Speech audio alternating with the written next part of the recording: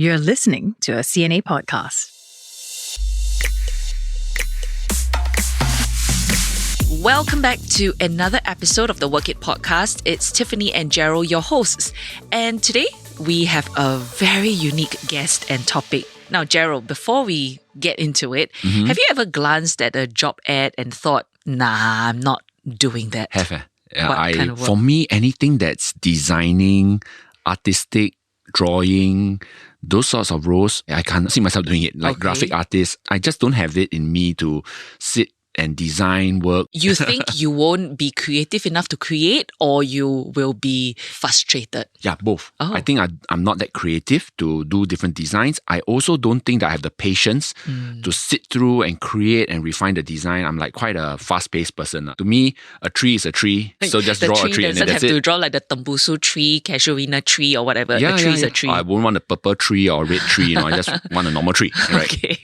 How about for you? Yeah, so for me, it's anything to do with working with infants and preschoolers. Like, I know I have kids, but I think I will be overstimulated if I have to work in that kind of environment. So I definitely respect all the preschool teachers out there.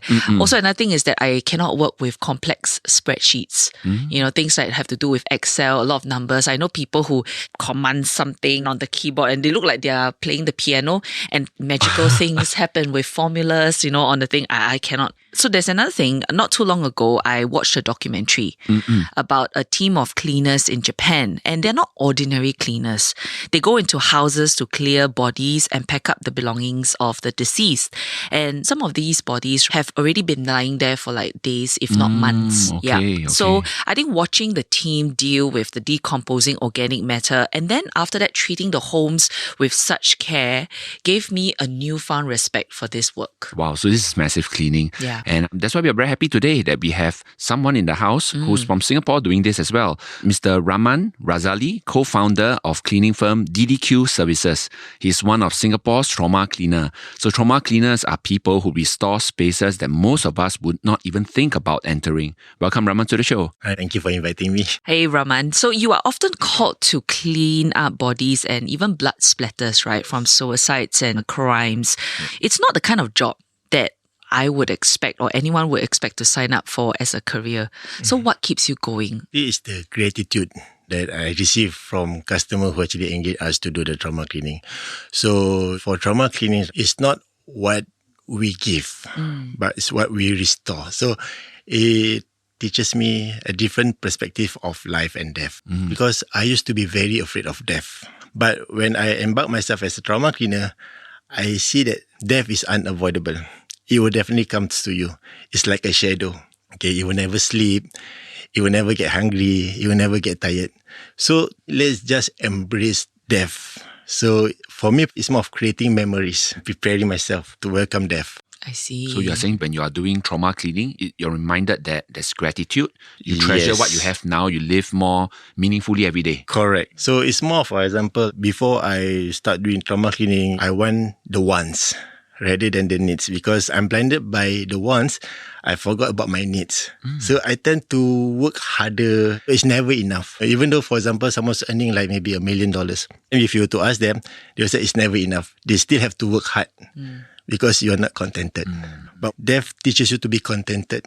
I feel like when you were describing why you do what you do now, it's almost like you are saying that every job that you take on is a bit like a way for you to look into the future and see that in future, when this happens to me, I know how it looks like and it's not a scary future. So almost every house that you go into when you are cleaning, you are putting yourself in that position and you are letting go a bit of yourself, almost like a full dress rehearsal for you. Yes, exactly. Right? Yes, correct. Yeah. Before we started this podcast, you mentioned that you started your company in 2012, but it didn't start off as a trauma cleaning company. It started as just a regular cleaning company. You do disinfecting work.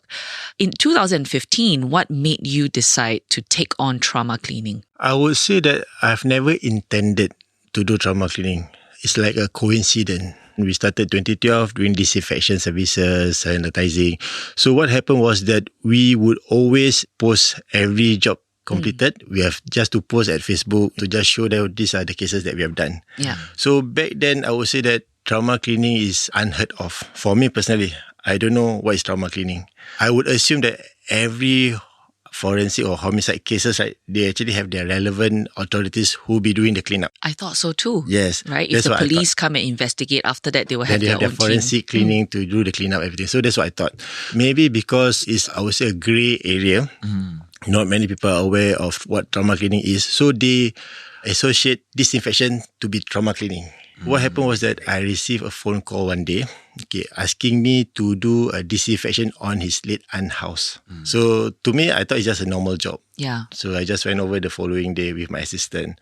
But what caught me off guard was from far across, we can see the police line. Because back then for unattended death, there's always a police line. Yes, the cordon tape. Yeah, the cordon tape. So I was taken aback, like, okay, what have I gone to lah? Yeah. Okay, I'm not sure whether what I'm saying is right or not. Because to see the police cordon line, right, is something, it's a sin, correct? But from far away, we have this very lingering faint smell. So to me, it's almost familiar, but it's not recognizable. It's like something like sambal belacan, that kind of smell. So I was like, okay. So I just wait for a moment. I give a call to the nephew, the one who called me. Then I think a few minutes later, he came together with 2 police officers. So they bring me forward to the unit. Then as we get nearer, the smell becomes stronger. Then he opened the door. So once he opened the door, the smell just boom. You just nose diving at your nose. We went inside. They bring me to the kitchen area. So at the kitchen area is where my first encounter with the real remains of a dead person. Okay, I see dried blood, then I see a clump of hair. So I was like taken aback, but I tried to remain composed because I have the 2 police officers and the nephews. As a business owner, I have to show that I'm professional. I have to show that I'm not afraid of anything. I know what I'm doing. So what happened was that when I see the blood, the maggots, everything, right? So my first instinct was to just pour the chemicals. How long had the body been there for? If I'm not mistaken, it was like almost 2 weeks because when we went over, the blood was a mixture of like dry and then a bit like oily, Was the smell very overpowering for you? Because I've been in situations with decomposing bodies and the smell is the first thing that hits you. Yes, correct. So you might familiarize the smell. It's a very distinctive smell. I would say it's a mixture of rotten eggs, very sulfuric, and then a mixture of rotten fish, rotten metallic. But they have this fruity undertone that is mesmerizing in a very ugly way. Like you will. It's very complex. It's a very complex It's very complex. smell. It's like you able to hallucinate that smell. That you are able to associate this smell with certain things. It's like lingering at the back of your ear. That's how the smell works. But I think a lot of people in that situation, your body will react, right? So you will feel like vomiting, or if you see the scene, you will be quite terrified, right? During that point of time, you are like caught off guard, right? So you don't know whether you are breathing through your mouth or through your nose. So you're trying to find ways for you to breathe properly, but the whole entire house, when you breathe in, is you're breathing the death. You get what I mean? So eventually you just let it be because you cannot even go out from the house. So just let it be lah. So what happened was that when I saw the bloody remains, right, of the deceased, what I did was that I just poured the chemicals. Then I give the most realistic excuse. That is, I need to let the chemical run for 24 hours. Then tomorrow we will just do the cleaning the next day. Okay. Which I think is very logical, which the nephew also agreed. So we went back home. So I went back home. But when I went back home, the smell lingers on you. So I have to throw my uniform. Then that night I didn't sleep. So I Googled to find out how to clean blood. You didn't know what you were walking into, so you had to rely on Google. Yes, so I remember the first one is how to remove blood. Then from there, it leads to how to remove dried blood and so on. And it leads finally to trauma cleaning. So that was when you realized, Got such a There's such a yes. thing. And then I tried to Right. see whether in Singapore, is there any trauma cleaning? Back then, there's none. Okay, so then I see like, okay, how's the proper way to dispose blood? So Google teach me everything, but I don't have all the materials. So what I did was that I just buy the very basic necessity to do trauma cleaning. Right. Yeah, so that means everything I bought is off the shelf. Okay, so the next day, we came over to do the cleaning. So by this time round, the smell already evolved. It's a mixture of the chemicals with the bodily fluid. So I would say it wasn't the smell. Okay, but one good thing is that I noticed that all the stickiness has actually been diluted. So it's easier for us to remove. That point of time, we don't have any PPE. So I used a raincoat. The personal protective equipment. Yes, but I used the raincoat to cover myself. Then I remember my glove with the kitchen, the dishwasher glove, and then with the boots. So we went in, we started with the cleaning. So our first instinct is to just do the mopping. But what happened was that when we mop, instead of the blood is only on half side of the kitchen, it actually spread to the entire kitchen. I see. So instead of taking like maybe 30 or 45 minutes to complete, it took us like almost a day. Wow. Finally, at the end already, we managed to remove the stain, but the smell still lingers. I call it the smell of death. So that was my first experience doing trauma cleaning. But I did what I always did. I post just to show that today we have this kind of job. But I didn't expect that I'm going to do it again. Okay. Because I told myself and I told my wife that I will never do trauma cleaning again because of the impact it had on me. You couldn't sleep? I couldn't sleep. I lost appetite. And the image of that blood, the maggots, is very vivid in my mind. So then what made you then Decide to continue, right? Okay. So that first post, right, we post it as our first trauma cleaning. So just to show, what we did. I didn't think much of it because I don't think that people will be calling me again for trauma cleaning. But what happened was that a few weeks later or months later, another phone call came. So this time around, I asked my wife that I don't want to do it. But she, being her, right, she said that everything is an opportunity. Who knows, it might be easier. Let's just now that you know what to do, don't go and mop anymore. Yes, you can learn from your mistake. It's always about try and error, right? Correct. So who knows, it might be easier because the cases, it will not be the same. So I said, okay lah, but my workers, he don't want to follow me anymore. Because I think it was too much. Too much for him. Yeah, when he signed up for disinfecting, not this kind of disinfecting. Yes, correct. So I had no choice. I have to bring my wife along and she volunteered. So yes, the smell is not as strong as the one that we did our first time. But when the doors opened, I was shocked.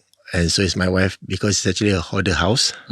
Okay, there's a lot of items and we don't know where to start. I just bring my wife in. I remember holding her hands, go inside the house. When I look at all the items, I really don't know how am I going to start the cleaning because it's like the whole house is full of items and the person died on top of the items. Oh, okay. Right? So the blood kind of seeped through Was underneath. this a lonely death as It's well? a lonely death, correct. Okay. To make matter worse is that when I look at my wife, she already have the symptom of heat stroke. It's very hot. Stuffy and stuffy. the PPE as well. Yes, the raincoat. Oh, raincoat. Still Still raincoat, using still raincoats raincoat. at Version that point. Version 1, correct. So to me, it's like she's supposed to make my job easier because she said that she's going to help me. It turns out to be that it's a double job for me. I have to care for her. At the same time, I have to ensure that this place is clean up because I've been entrusted to complete the task, right? Yeah. So I'm left with no choice. I have to carry her out, give her some drink, let her rest from outside, and I have to go inside alone. So that was my second case.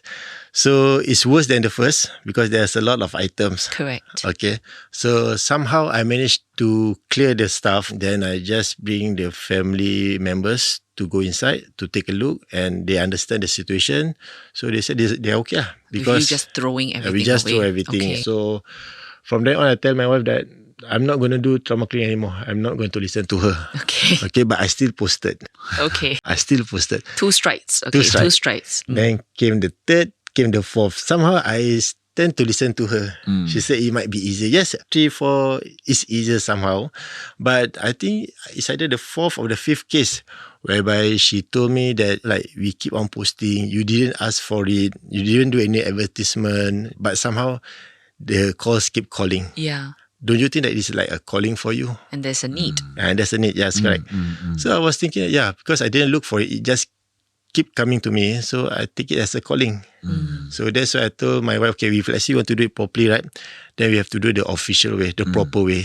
So we need to study, we need to get certification, we need to get ourselves familiarized with trauma cleaning. What kind of certification do you need? Okay, for trauma cleaning, the basic certification would be the donning of your PPE. Okay. Then followed by the bloodborne pathogens. Okay. So all these are very critical. And your staff, when you had to hire them, like how do you communicate? Because not everybody would want to do a job like this. So how do you convince them to join? We emphasize that trauma cleaning is not like any other cleaning. So you have to be, I would say, physically and mentally prepared. Okay, then you have to be compassionate. then you have to be resilient and you are able to set boundaries.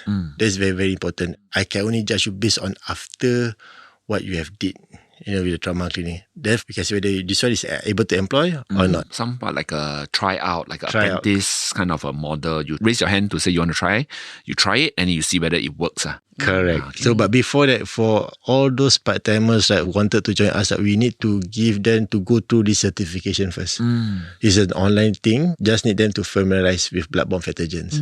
In a year, how many of these cases do you take on? Okay, when I first started, right, back then maybe every few months, one case. Okay. But as the time goes by, I would say back in 2020, maybe like one every 1 month. Oh, wow. But now, every week we have like on average 3 to 4 cases. Wow. That's And I'm talking only about decomposed death. Wow. In Yes, Singapore. In Singapore. I'm not talking about the natural death. I'm talking about that got to do with decomposition. Oh, 3 to 4 a week. That's a lot. that is a lot because this is something that we don't really report on quite a lot. So I had no clue that the numbers were so high. Do you usually get called by family members or the authorities to come to Okay, clean up? normally I will get called by the family members. Rare events, I do have call up maybe from HDB officer just to find out whether we are able to do this type of cleaning. Okay. But then again, I will always have to divert it to the family members. Okay. Check with them first Yes, whether correct. what they want you to do for them. How much do you charge for each clean job?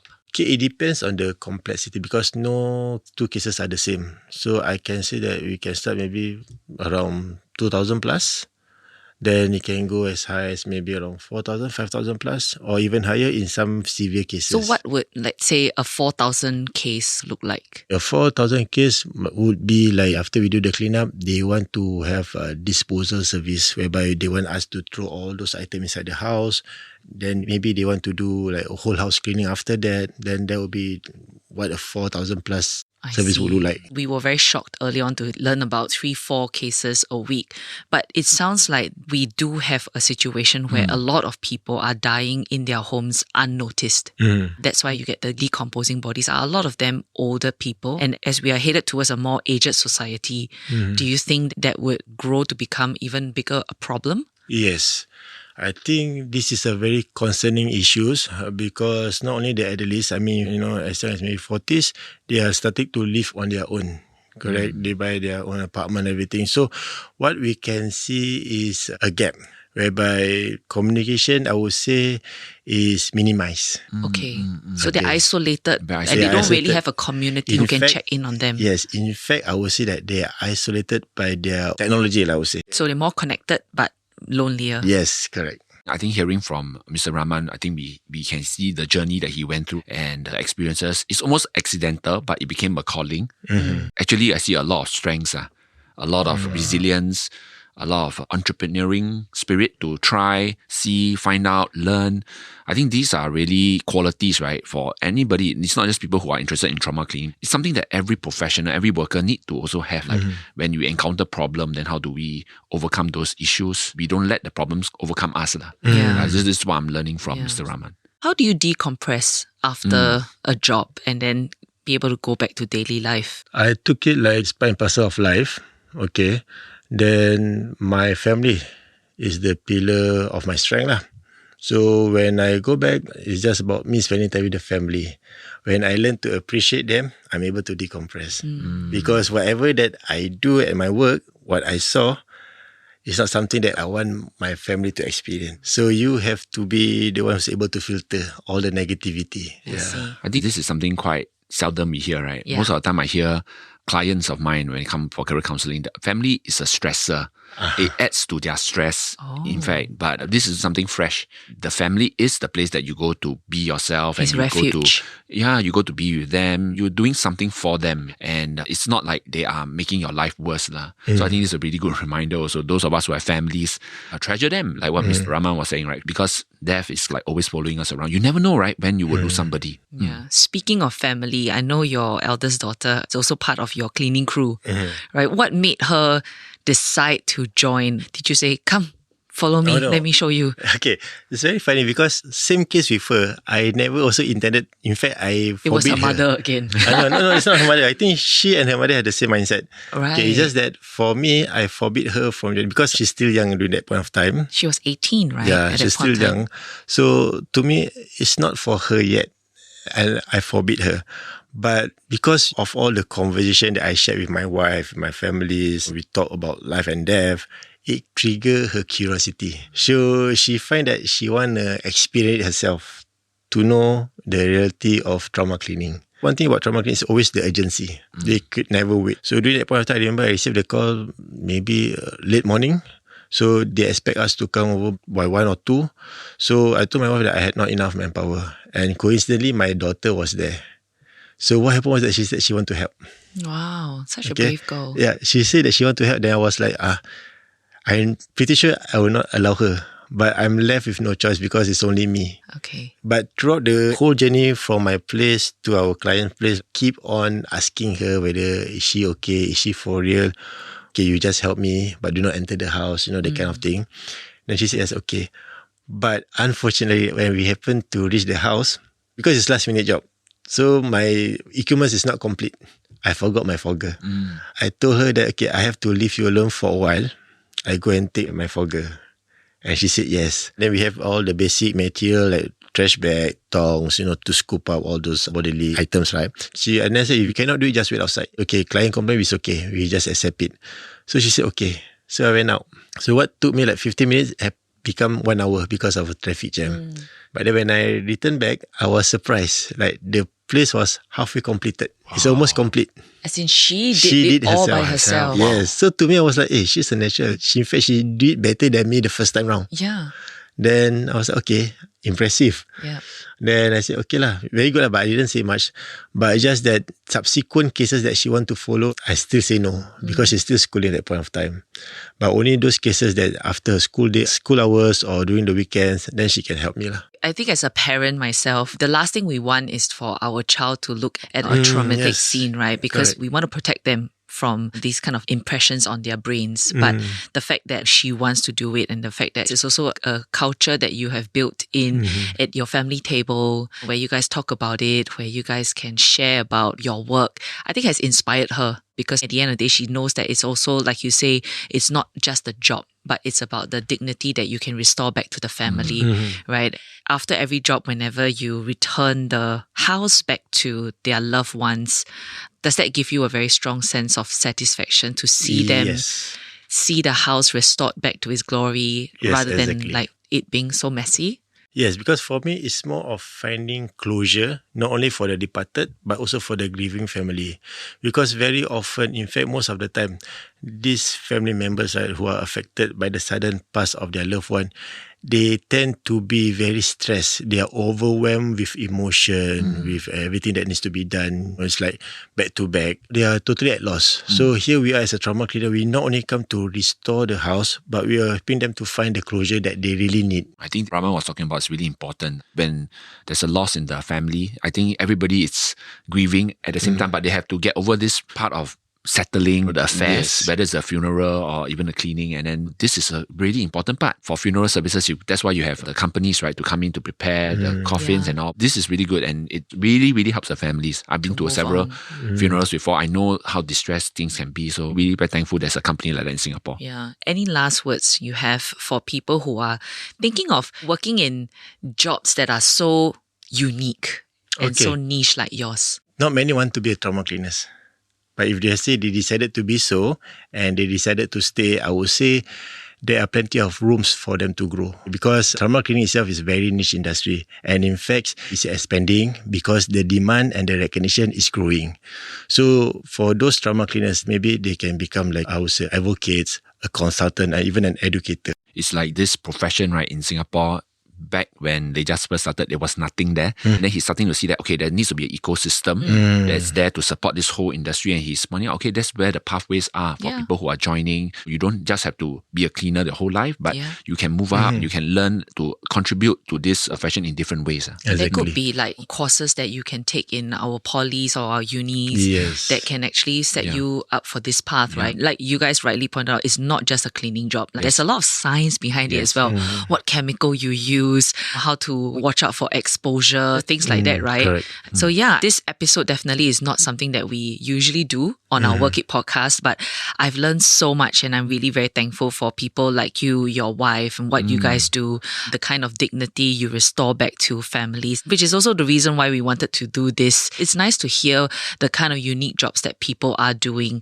So listener, if this is something that you would like to hear more of, profiles or stories of people whose jobs are not the usual run of the mill, do let us know. We would love to go out there and find new people and new stories for you to learn from. We are at CNA Podcasts at mediacorp.com.sg.